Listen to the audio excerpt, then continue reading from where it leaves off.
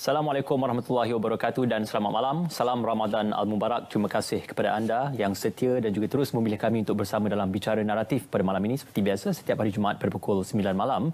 Yang lebih pentingnya adalah kita ingin mengucapkan, walaupun sudah masuk minggu kedua untuk bulan Ramadan Al-Mubarak ini, tetapi ada beberapa isu yang seringkali dibangkitkan oleh golongan rakyat ataupun golongan pengguna. Khususnya baru-baru ini, kita dikejutkan dengan isu kenaikan harga barang, khususnya harga barang keperluan asas, yang lebih spesifiknya tentang isu harga ayam dan juga harga daging. Dan ini telah pun menimbulkan perdebatan dalam kalangan masyarakat. Cumanya untuk bicara naratif pada malam ini, kita untuk berlaku adil, memberikan penjelasan, memberikan satu suluhan yang lebih mendalam terhadap isu-isu yang seringkali dibangkitkan, dan amat molek untuk kita terus saja menjawab persoalan ini. Dan yang paling tepat untuk menjawab persoalan ini adalah Kementerian Perdagangan Dalam Negeri dan Hal Ehwal Pengguna. Untuk itu pada malam ini secara eksklusif saya bersama dengan Yang Berhormat Datuk Rasul Wahid yang juga merupakan Timbalan Menteri Perdagangan Dalam Negeri dan Hal Ehwal Pengguna Kapten HCP. Assalamualaikum. Selamat malam, Datuk. Apa khabar?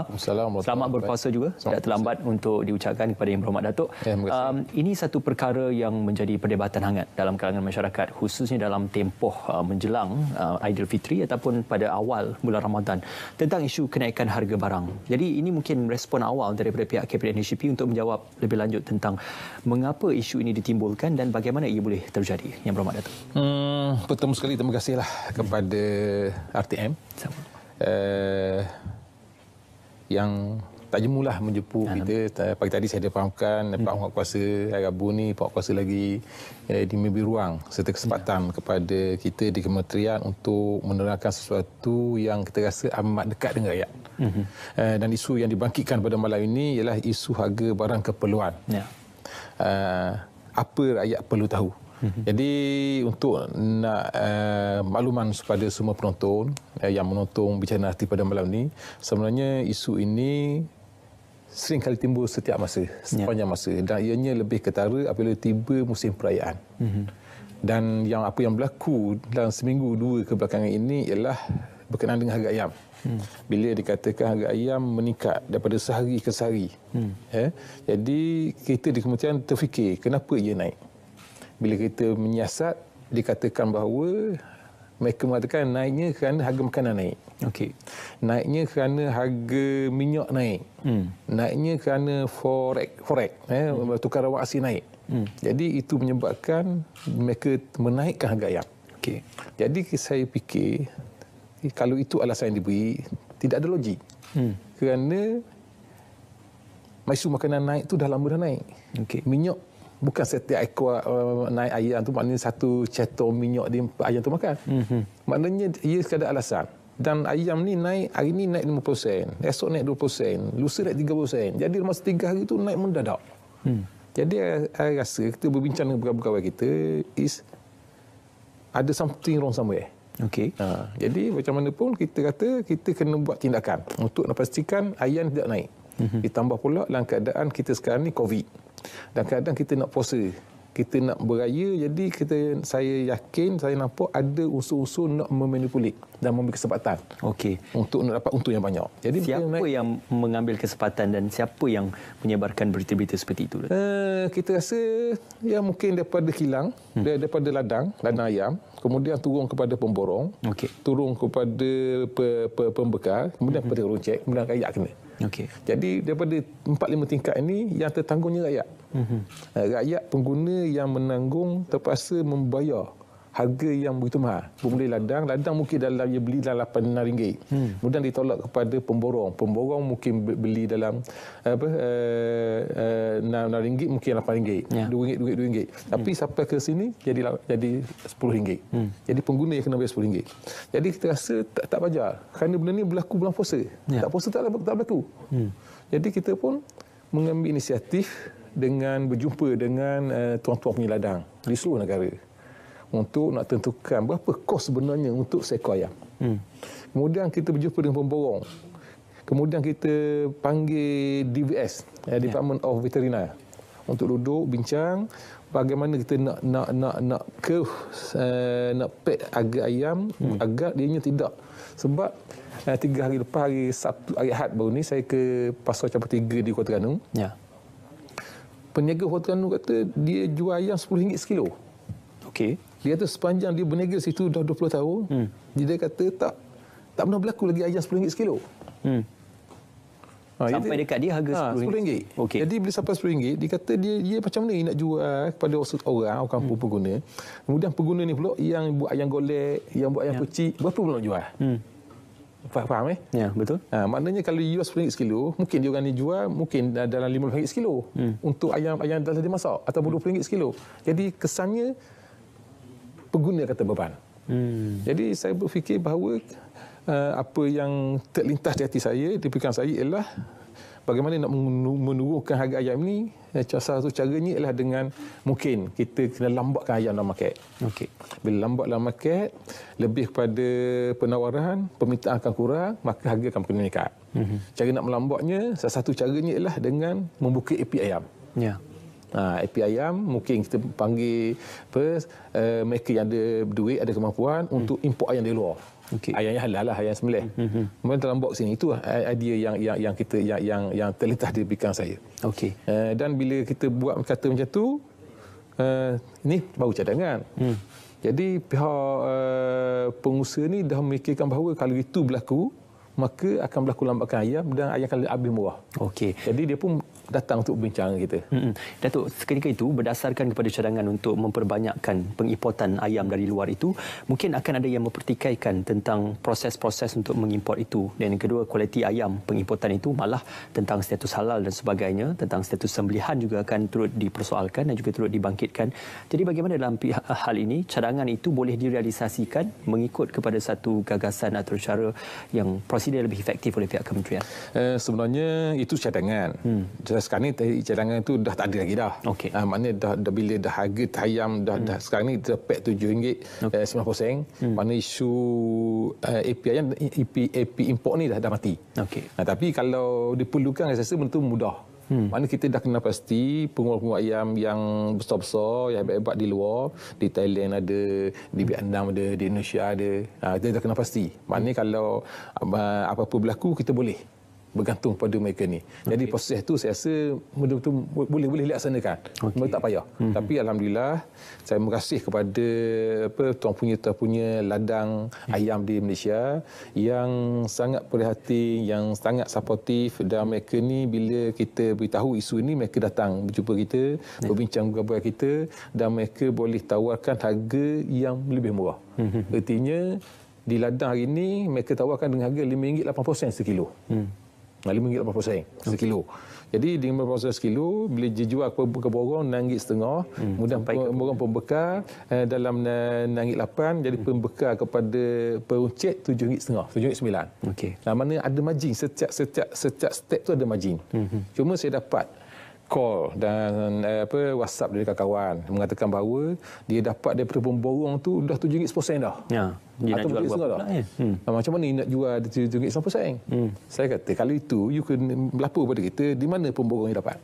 Sebab pemborong tu melakukan satu kesalahan, mencatut. Pemborong harga borong untuk ayam RM6.30. Okey. Ataupun ayam hidup.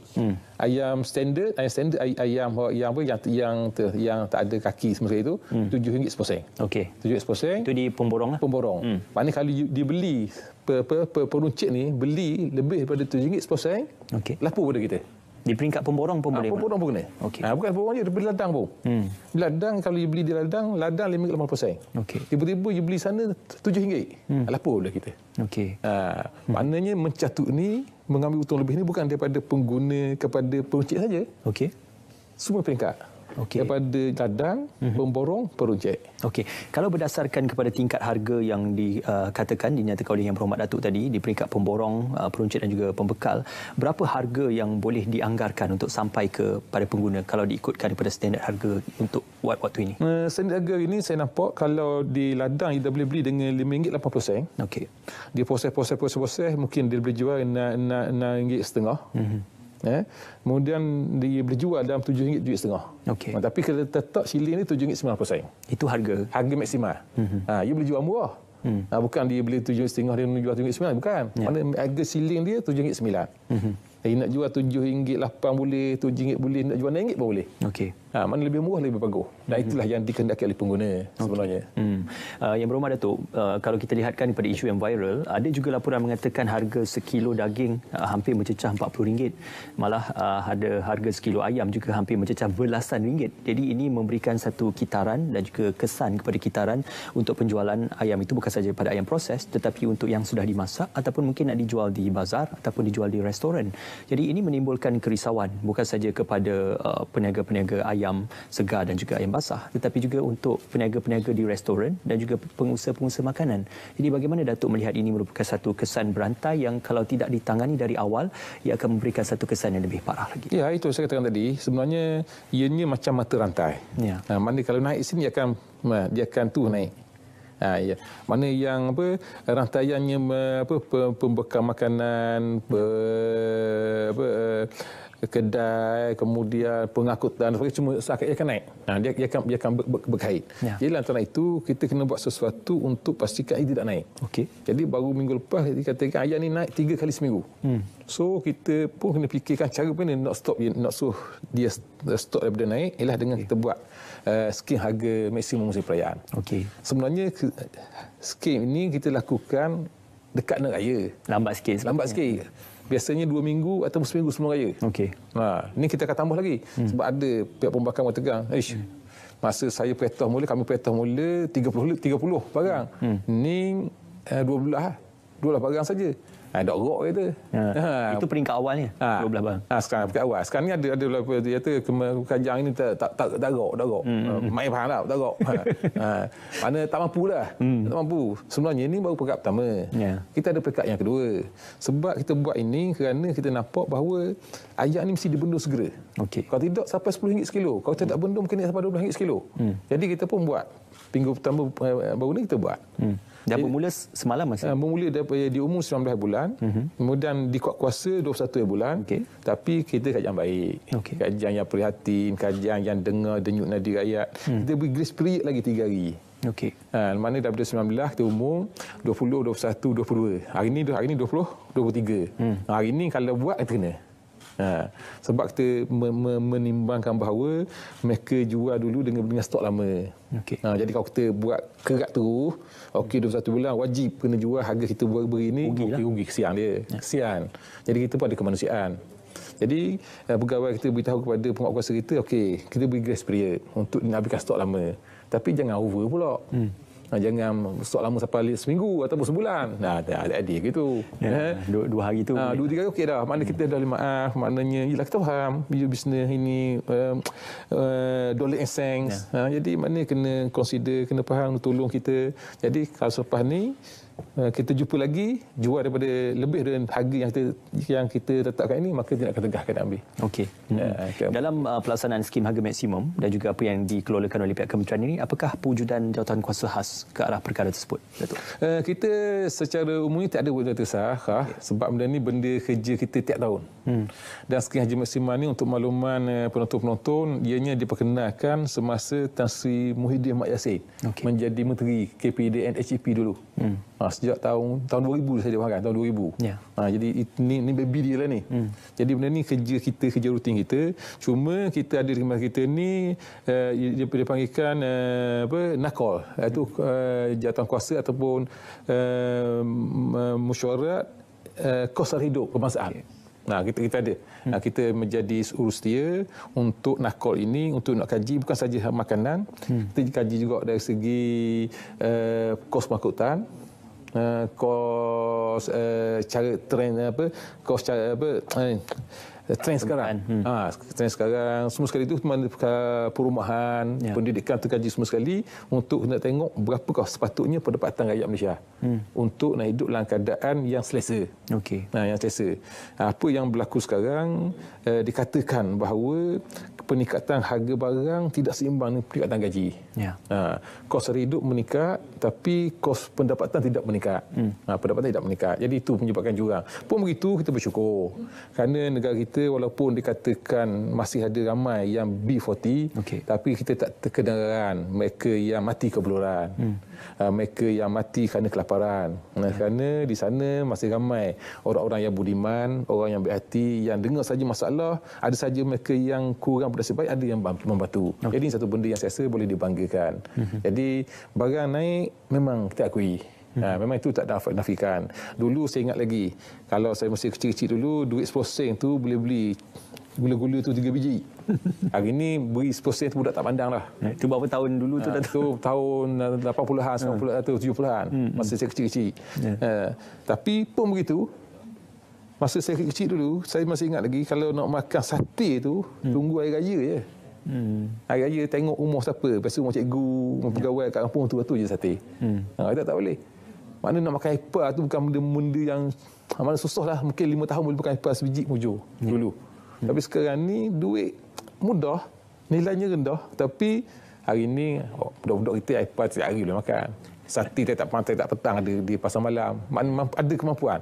Maksudnya ialah saya nak katakan bahawa dulu duit payah, duit mahal, tapi kita tak mampu nak makan. Hari ni duit dia katakan nilainya murah, tapi kita mampu. Kualiti hidup dah berubah lah. Jadi kalau nak dibandingkan pilihan antara dua tadi, zaman semua barang murah tapi kita tak mampu dengan zaman barang mahal tapi kita mampu, saya rasa ramai nak pilih zaman mahal, kita mampu. Saya suka dengan perbandingan relatif yang diberikan oleh Yang Berhormat Datuk. Cumanya apa yang boleh disimpulkan untuk permulaan ini, mungkin kenaikan itu adalah kenaikan yang terkawal dan melalui satu proses kawalan yang telah pun digagaskan. Yang Berhormat Datuk, kita nak berehat seketika, semuanya kembali dalam Bicara Naratif.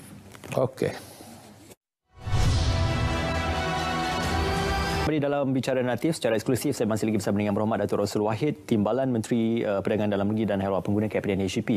Yang Berhormat Datuk, difahamkan skim harga maksimum musim perayaan dijalankan dan juga dikuatkuasakan selama sebulan bermula tempoh 21 April sehingga bulan Mei 2021. Sampai 20 Mei. Jadi mungkin boleh diceritakan balik antara 12 kategori barang yang diperintahkan di bawah skim harga maksimum itu.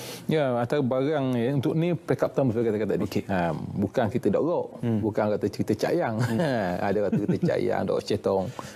Ini baru peringkat pertama. Oleh kerana saya katakan tadi, kerana kita dapat melihat pergerakan harga ayam ni memang sangat laju, sangat dinamik. Sampai 3 hari naik sekali, 3 hari naik sekali. So kita tindakan kerajaan yang prihatin ini untuk nak mencegah rakyat daripada terkesan, maka kita buat ni. Sebab saya difahamkan Malaysia satu-satu negara yang jaga benda ni. Negara lain tak buat benda ni. Mana negara lain diberi pesan terbuka. Antara 12 barang yang kita umumkan baru ni, yang diumumkan oleh Menteri pada 19 bulan yang lalu. Yang pertama, ayam hidup. Ayam hidup seekor tu. Yang kedua, ayam standard. Ayam standard ini ayam yang disembelih dan dibersihkan, ada siap kaki, kepala, hati, pedal, semua ada dalam. Cuma dibuang najis je. Itu ayam dipanggil ayam standard. Ayam ni yang digemari sekarang. Yang kedua, yang ketiga, ayam super. Ayam super ni ayam disembelih tapi kepala tak ada, kaki tak ada, pedu tak ada. Jadi pelik pula, hak ada murah, hak tak ada ni mahal. Jadi sebab tak ada ni mungkin kerja dia kembali. Dia kena siang, kena bantu kembali. Yang keempat, daging lembu tempatan. Daging lembu tempatan. Yang kelima, daging lembu import. Yang keenam, kerbau import dari India biasanya. Yang ketujuh, telur. Telur untuk makluman, berbanding dengan tahun lepas, tahun ni kita turun 1 sen sebiji. 1 sen sebiji diturun. Berbanding PKP. Daripada sekian harga maksimum raya tahun lepas. Tahun lepas, tahun ni harganya kurang 1 sen sebiji. Grade A, grade B dan grade C. Ada 3 jenis telur yang kita kontrol. Kemudian hasil laut, ikan kembung termasuk ikan mabung, ikan air ataupun ikan tongkor, dan yang ke-12 ikan selayang. Ini setakat ni 12 yang kita letak dalam skim harga maksimum musim perayaan. Kemudian saya difahamkan di Pekak Kementerian ada bukan dalam 20 lagi. Akan diumumkan dalam masa terdekat ini barang-barang yang kita letak, yang kita kontrol. Kita tengok mana yang kita rasa ada orang nak ambil nak ambil kesempatan dalam keadaan rakyat susah ni, nak dicuba nak ambil tu, maka kita akan guna di akta kita untuk nak menyekat perkara tersebut daripada berlaku. Okey, itu yang disebutkan oleh Yang Berhormat Datuk. Berbanding tahun lalu, ini adalah langkah awal yang diambil oleh pihak kerajaan kerana kalau untuk skim harga maksimum kebiasaannya menjelang penghujung kepada bulan Ramadan ataupun menghampiri perayaan. Tetapi apabila kita bercerita tentang skim harga maksimum ini bukan sahaja menjurus kepada pengguna ataupun pembeli, ada juga keluhan daripada peniaga yang menyatakan bahawasanya mereka mengalami kerugian berpunca daripada kita kata aliran, pemborong, peruncit dan juga peniaga tersebut. Jadi bagaimana untuk kita melihat adakah aduan ini terbukti benar, kerugian yang dihadapi oleh para peniaga? Daripada perkiraan yang kita buat, kita panggil pemain-pemain industri, kata tadi, tuan penyeladang kita panggil, pemborong kita panggil, peruncit kita panggil, kemudian ada DVS yang pakar dalam bidang ayam ini. Kita duduk berbincang apa cara untuk kita nak tetapkan harga. Okey. Maka kita dah berbincang semua sekali, dah lumak semua sekali, maka kita ambil keputusan ayam standard ialah RM7.90. Okey. Itu dah bincang lumak lah. Dah bincang lumak semua sekali dah. Mana RM7.90 harga ayam standard. Jadi padahal tahun lepas RM7.50. Setahun lepas tershilling kita RM7.50 saja. Setahun lepas. Jadi baru ni betul kita faham. Dia kata harga makanan naik, harga jagung naik, kemudian forex exchange, tukar duit semua sekali itu. Jadi kita ambil semua sekali. Variable yang berlaku, maka keputusan kita boleh offer kepada rakyat dan kita minta peniaga-peniaga menjual RM7.90. Okey. Dan saya yakinlah mungkin yang jual, yang kata rugi tu mungkin dia ambil bukan daripada ladang, atau mungkin dia ambil daripada bukan pemborong yang besar. Mereka terpaksa ambil dengan harga yang mahal mungkin. Jadi kalau itu kita tak boleh tolong. Sebab kita dah buat keputusan semua sekali bahawa mereka yang terlibat itu kena cari pemborong yang boleh menjual dengan harga yang sebagaimana yang kita tetapkan. Maknanya kalau ada pemborong yang jual daripada apa harga yang kita tetapkan, maka satu kesalahan. Yang kesalahan ini bukan saja kepada peruncit, kepada pengguna. Kesalahan pemborong jual kepada peruncit dengan harga yang kita tak benar pun boleh dikata mencatut. Okey. Mana tak boleh. Ia kena, maknanya kalau kerajaan dah tentukan bahawa harga borong ayam standard, harga borong ayam standard ialah RM7.10. RM7.10. Maknanya margin keuntungan tu pun dah ditetapkan. Mana RM7.10, dia jual RM7.10, 80% ekor. Okey. 80% ekor keuntungan dia. Dia upah siang, dia upah tu. Dan ini ayam sekor. Tapi kalau jual ayam ketul-ketul, itu tidak kontrol. Okey. Dia kata ada hamba Allah ni datang ke warung dia nak beli peha saja. Nak drumstick. Okey, nak drumstick 10 ketul. Itu tak tu. Dia letak harga berapa. Okey. Nak beli wing saja. Nak beli kepala saja, nak beli kaki saja, itu kita tak kontrol. Tapi kalau yang sekor, yang standard atau yang super, kita ikut kita. Okey. Molek penjelasan yang digambarkan oleh Yang Berhormat Datuk. Ada juga yang dikatakan tular di media sosial berkenaan tentang peniaga yang mogok, tidak mahu menjual disebabkan kes yang terjadi ini dan merasakan bahawasanya ia mendatangkan kerugian kepada peniaga. Jadi itu telah pun menyebabkan ada bekalan sedikit terganggu apabila peniaga melaksanakan tindakan seperti itu. Bagaimana Yang Berhormat Datuk? Iyalah, mungkin ada kesan. Cuma apa yang nak saya nyatakan di sini bahawa ialah benda ni sebulan je. Mana kalau mereka nak berehat sebulan, kita what to do. Tak apa, tapi kita pun ada persaksian juga. Dan ayam ni saya dapat maklumat bahawa ayam kita sebenarnya penawarnya dah lebih. Okey. Maknanya kalau ikut per kapita penduduk dengan ayam yang ada dalam negara kita ni, maknanya kita dah boleh makan sampai 5 ekor orang sehari. Ayam. Jumlah ayam yang ada dalam negara sekarang. Maknanya tak perlu, tidak maknanya sesuatu bila naik ni satu benda yang mana tak wajar. Sebab ekonomi, open ekonomi, supply and demand. Sekarang ni supply dah banyak. Tapi sebab apa naik juga? Mesti ada something wrong. Jadi kita juga ayam ni kita nak mendidik masyarakat supaya mereka memahami konsep segar beku. Okey. Dulu sejuk beku. Dia kata tak boleh makan ikan ais ni, mata merah, tak segar. Sekarang ni kita ada satu teknologi yang dibangunkan oleh Mafi, segar beku. Dia beku tapi segar, fresh. Lama tahan. Lama tahan dan rasa dia macam fresh. Jadi ini, dan ayam-ayam ini ataupun benda-benda ini berada di hypermarket. Sebab tu saya nampak harga di wet market RM10 sekilo ayam. bila saya cek dalam price catcher, kita ada aplikasi dalam smartphone, kita namakan price catcher. Saya tengok di hypermarket RM9.59 ke? RM9.99, RM5.99, RM7.10 itu je ayam. Mana di hypermarket, the mall harganya lebih murah. Tapi orang kita ni kalau boleh nak tengok ayam tu gelapor lagi. Itu fresh. Itu katanya fresh. Fresh. Kata lepas tu pergi ke pasar dia tahu panas lagi tu. It's fresh. Jadi kita kalau boleh ubah konsep ini, maka saya yakin harga ayam ni akan lebih rendah lagi. Okey. Sama ada pilihan frozen fresh ataupun ayam yang betul-betul segar itu tertakluk kepada kehendak dan juga pengguna sendiri. Ini juga digambarkan apabila sejak bermulanya skim harga maksimum dan juga kawalan harga ini, setakat ini berapakah dapatan kes yang mungkin sudah dilaporkan ataupun diambil tindakan oleh pihak penguatkuasa KPDN HDP? Satu soalan yang baik. Setakat ini saya setengah hari tadi saya dapatkan 1 kes. Itu berlaku di Miri. Bila kita umum hari 19 bulan hari kemarin 22 kemarin ni. Dulu ada 1 kes di Miri. Itu pun bukan kita kategorikan sebagai skim harga maksimum. Itu kita penguatkuasa beritahu dia kan tak letak tanda harga. Okey. Mungkin dia ada tendensi untuk nak jual mahal kot. Dia tak letak tanda harga. Jadi kita compound dah RM100. Kemudian hari ini ada 4 kes dah datang kita yang dikata menjual lebih daripada harga yang kita letakkan. Jadi daripada ribu-ribu yang jual, ada 4 kes ni saya rasa isolated, sangat kecil lah. Dan jangan merasakan bahawa kita tak ambil tindakan. Kita ambil tindakan. Sebab ni tanggungjawab kita khidmat kerja untuk nak pastikan pengguna tidak teranyanya. Jadi kita semua pengguna. Cik Mai jual ayam, saya jual daging. Saya nak ayam Cik Mai murah. Cik Mai nak daging saya murah. Jadi win-win lah, win-win.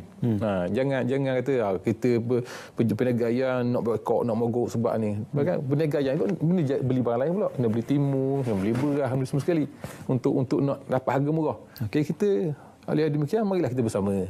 Mana ambil untung sikit, jangan rugi sudah. Mari untung sikit, kita win-win situation. Dalam kadang rakyat semakin sakit, rakyat COVID masih belum selesai lagi. Kerajaan pun dah fikir macam-macam cara dah dengan penjana, perhati, pemekasa dan sebagainya untuk nak membantu. Kemudian pihak bagi lagi RM500 untuk penjawat awam. Ini sekadar untuk nak meringankan beban dan juga masalah yang dialami, yang dirasai sejak setahun yang lalu. Jadi itulah saya rasa kita di pihak Kementerian pun kita faham apa yang dirasai oleh rakyat, di pengguna, tapi yang masa sama kita juga kesian pada peniaga. Kita bukan nak tekan peniaga, tidak. Sebab itu kita ni perdagangan dalam negeri dan hal ehwal pengguna. Dagangan lagi kita juga jaga, hal ehwal pengguna terjaga. Jadi kena balance. Jadi balance ini untuk pastikan keharmonian masyarakat. Okey. Cuma itulah yang menariknya di sebalik isu ini, kita dapat melihat kesedaran dan juga kebertanggungjawatan pengguna untuk memastikan hak mereka dipelihara dengan mengadakan pelbagai aduan dan sebagainya. Dalam perihal ini mungkin boleh dikongsikan sedikit tentang pematuhan buat ketika ini berdasarkan mungkin kepada kes-kes yang lalu ataupun kepada tahun lalu untuk skim harga maksimum dan juga untuk tahun ini, bagaimana kadar pematuhan apabila dikuatkuasakan? Setakat ini kita nampak peniaga kita patuh. Peniaga kita ialah kita di Malaysia ni rakyat baik-baik. Orang berbaik, orang yang berbudiman. Maknanya sekali patuhan kita walaupun mereka marah tapi mereka patuh. Patuh ni mungkin kerana mereka takut didenda. Atau mungkin kerana memang mereka ada satu etik mengatakan bahawa dalam keadaan susah kita sama tolong. Dalam keadaan kita payah ni ringan sama dijinjing, berat sama dipikul. Jadi kita nampak ada satu dua, kita pula di pihak penguatkuasa kita cuba seberapa mungkin, seberapa berdaya untuk tidak mendenda. Kita bukan pergi denda cari salah tak. Maknanya kita punya konsep kita mendidik, beritahu awak buat silap ni gini, tidak tanda harga. Itu nasihat. Tapi kalau orang kampung saya panggil degil pok. Mana memang degil benar tu. Degil yang yang teruk sangat. Main tak dengar kata kita rendalah. Itu cara kita. Jadi that's why untuk makluman kita hampir catut tahun ni kita tak kompromi. Catut ni maknanya yang ambil untung berlebihan. Contohnya dia beli satu barang modal dia RM5. Daripada kilang jual ke pemborong RM10, yang ambil RM5. Kemudian pemborong kepada peruncit RM5, RM15. Peruncit kepada pengguna yang ambil RM5, jadi RM20.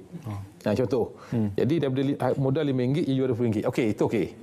Tapi kalau yang ni RM5, tiba-tiba penjual kepada pengguna yang ambil RM6, salah.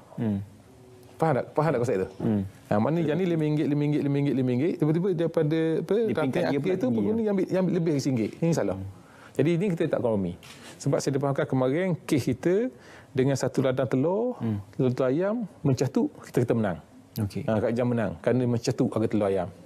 Jadi mencatuk ni sebab kita nampak mencatuk ni menganiaya pengguna. Okey. Pengguna. Kita tak kisah nak ambil untung, tapi jangan untung lebih daripada sepatutnya. Okey. Dari segi agama pun tak boleh. Tak boleh buat gitu. Yang seadanya lah. Yang seadanya. Yang penting gerakan untuk anti pencatutan harga itu perlu untuk digerakkan bukan saja di pihak kementerian tetapi juga di pihak rakyat juga. Ya, di pihak rakyat pengguna. Yang berhormat Datuk, kita sekali lagi nak berjeda seketika, semuanya kembali dalam Bicara Naratif.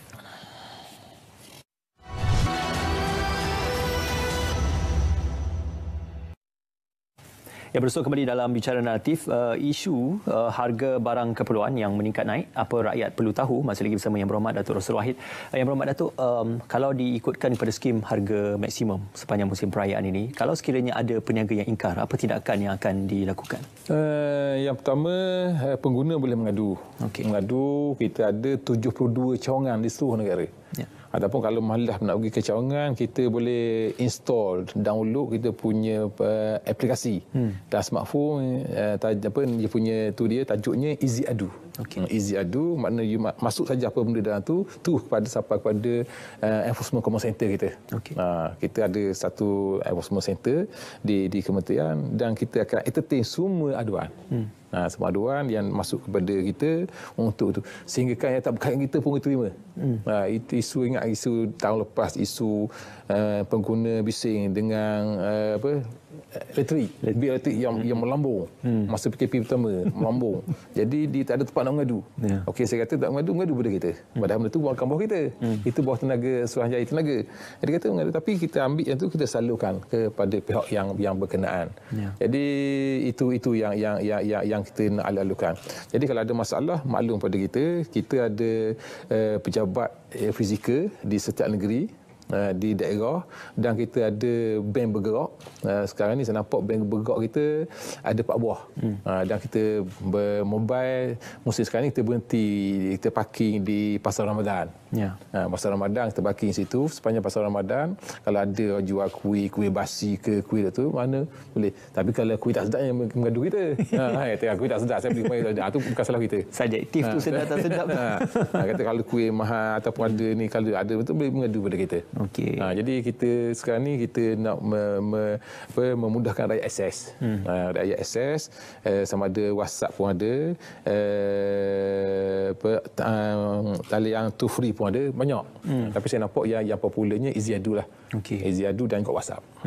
Itulah dia, kalau nak diikutkan banyak isu-isu pengguna dan juga peniaga ni. Isu karipap tak diisi pun boleh jadi isu juga Berhormat Datuk. Tapi inilah dia tentang bagaimana Kementerian Perdagangan Dalam Negeri dan Awal Pengguna mengambil berat tentang aduan-aduan yang dikemukakan oleh masyarakat, khususnya pada pengguna. Ada juga yang pengguna mengatakan tidak mengapalah, dah terbeli, nak buat macam mana kan, jadi biarkan saja. Jadi apakah pendidikan yang perlu diletakkan kepada para pengguna supaya walaupun kita membeli sekecil-kecil barangan itu, tapi hak pengguna itu perlu untuk dikuatkuasakan? Kita ke arah untuk memberi kesedaran bahawa pengguna ni punya hak yang besar. Hak yang hebat untuk menentukan harga suatu barang di pasaran. Maknanya kalau semua kita berpakat, jangan beli. Maka barang tu tak laku, maka dia akan rosak lah. Bila tak laku, dia akan rosak, daripada rosak akan jual murah lah. Jadi tapi kita di Malaysia ni kita tak guna hak tersebut. Jadi saya nampak satu cara untuk nak beri pendidikan kepada pengguna ni, kita melalui sekolah. Jadi insya-Allah kita akan perkasakan persatuan pengguna di sekolah untuk beri pendidikan pada mereka dan untuk beri kesedaran bahawa anda adalah penentu market. Anda adalah penentu pasaran. Jika anda menggunakan hak anda sebagai pengguna dengan cara yang bijak, maka pihak peniaga ataupun pihak yang menjual barang tak boleh buat apa-apa.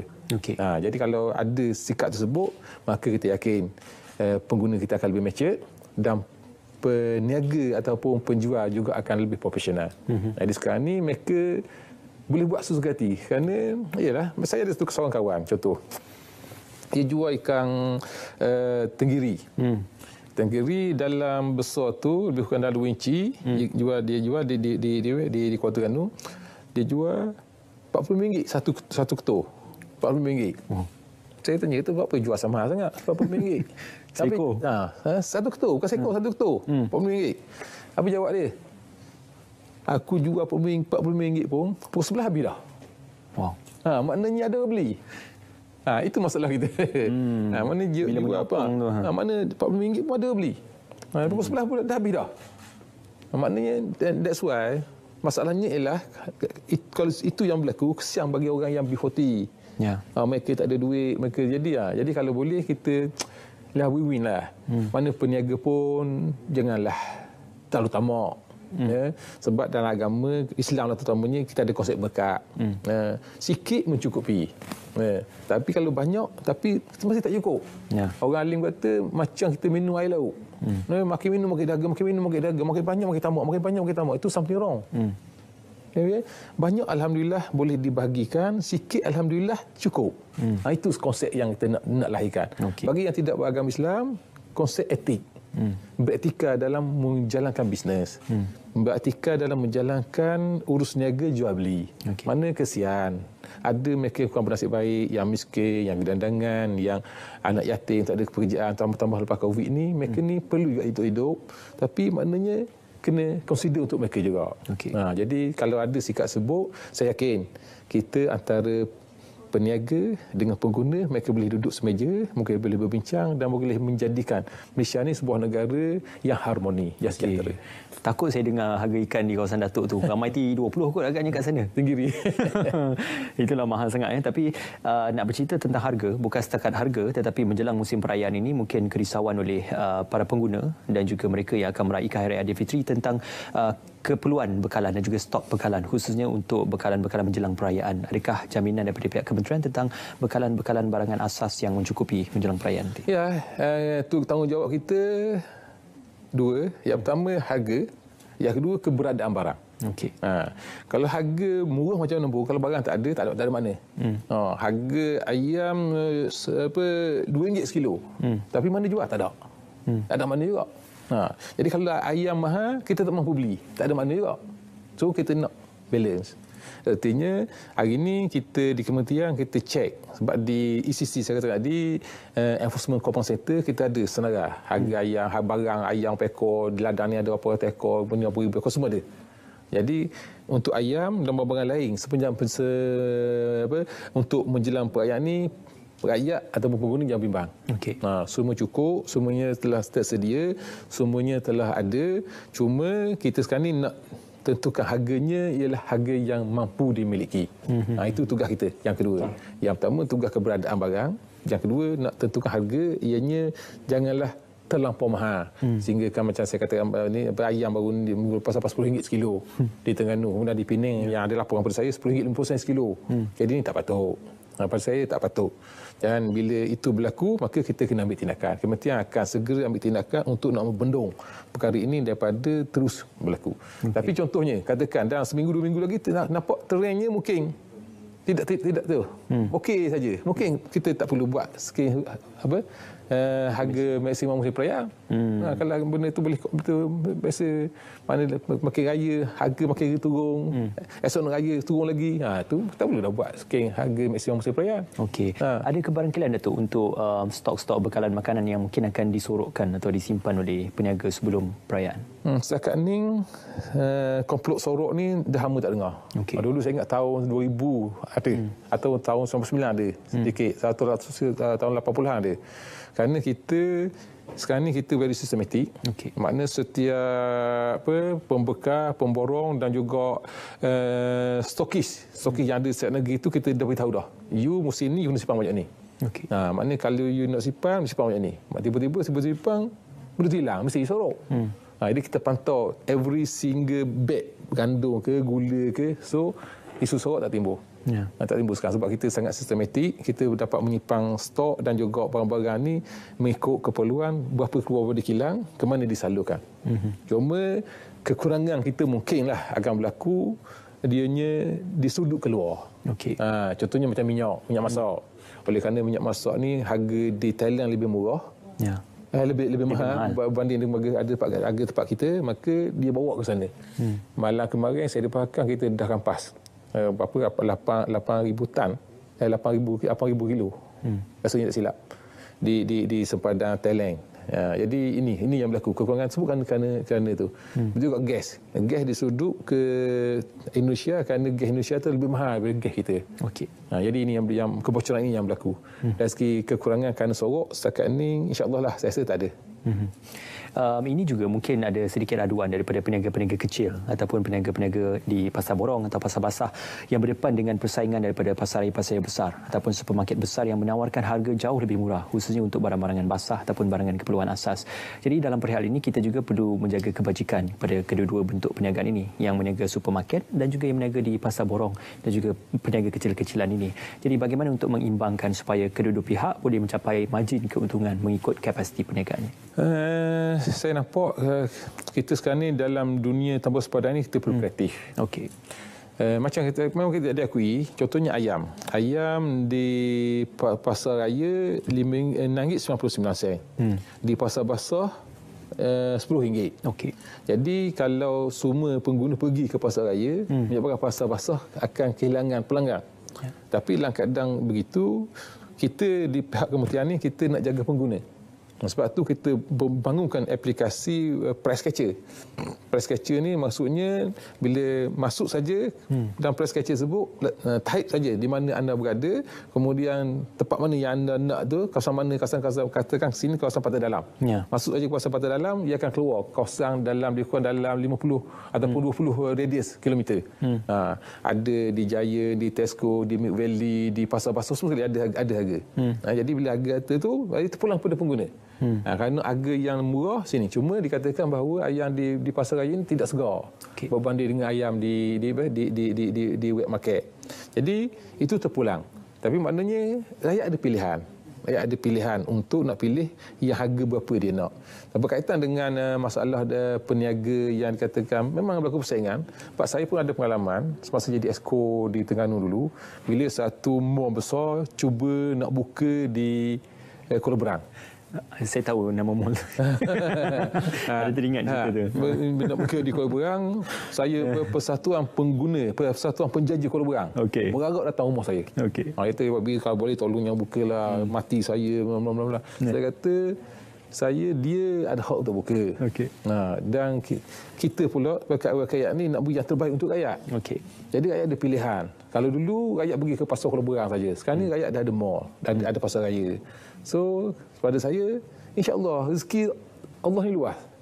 Jangan rasa tak ada rezeki sini kita, tak ada. Ada rezeki. Tapi alhamdulillah mereka boleh hidup juga sekarang. Mereka boleh survive, mall pun boleh hidup. Mereka boleh survive kerana rezeki Allah dah tentukan masing-masing. Dan bila ada mall situ, penduduk makin ramai, rakyat makin bertambah.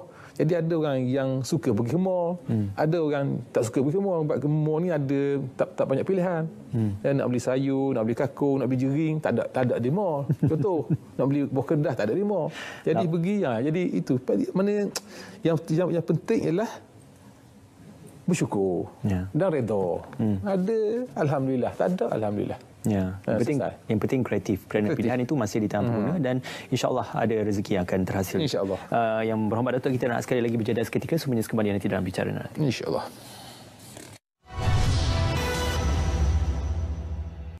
Bersua kembali dalam Bicara Naratif, masih lagi secara eksklusif bersama Yang Berhormat Datuk Rossul Wahid. Yang Berhormat Datuk, mungkin untuk menutup kesimpulannya, kalau kita tidak tahu bagaimana COVID-19 ini perkembangannya dalam negara, jadi mungkin akan berlakunya ataupun tidak berlakunya pembelian panik seperti yang pernah berlaku sebelum ini. Jadi kita tidak mahu perkara itu berlaku. Dan untuk gelombang yang kita tidak tahu lagi, bagaimana kerajaan khususnya pihak Kabinet HDP dalam menangani sebarang isu pembelian panik dan juga perkara-perkara seperti itu. Yalah, yang pertama kita berdoalah supaya COVID ni akan segera berakhir. Sebab selagi dianya tak berakhir, hari ini saya dapatkan banyak sekolah pula yang terlibat dengan COVID dan terpaksa ditutup. Jadi pergerakan kita akan sentiasa terbatas, terhad dan juga akan ada masalah. Jadi marilah kita sama berdoa supaya ianya akan segera berakhir. Yang kedua, bagi mereka yang masih lagi belum daftar dengan vaksin, maka segerakan. Sebab saya kata ni sebab di Terengganu saya bahkan baru 30%. Saya tak tahu orang Terengganu takut jagung ke ataupun memang tak minat ke, wallahualam. Tapi kita marilah sebab Kajang habis berbili ringgit untuk jaga kesihatan kita. Kemudian yang ketiganya, isu yang dikatakan tadi berkaitan dengan pembelian pendek. Ya, pengalaman kita pada PKP pertama. Bulan Mac tahun lepas bila kerajaan mengumumkan lockdown di seluruh negara kerana COVID, maka berlaku pembelian pendek. Difahamkan berlaku di Johor, di KL dan juga di Penang, di bandar-bandar besar. Satu orang sampai 5 troli beli barang. Yang dikejarnya roti gardenia, kemudian tisu, kemudian Maggi, beras, gandum, semua sekali.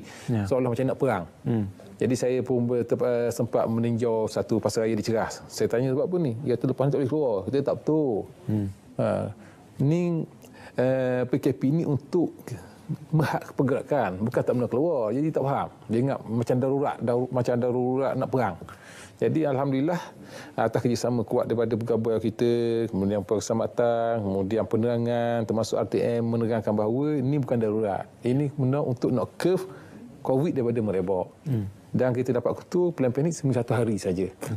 Mana kalau kita tak kontrol mungkin boleh sampai seminggu. Jadi bila berlaku itu akan menyebabkan gangguan bekalan makanan.